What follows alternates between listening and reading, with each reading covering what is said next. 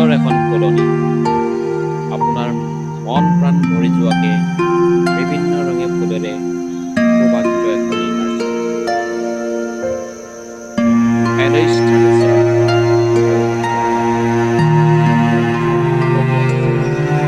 ইয়াৰ পৰা ফুৰিবলৈ গ'লে বাওঁ চাইডে আপুনি দেখা পাব এখন সুন্দৰ এখন নাৰ্চাৰী।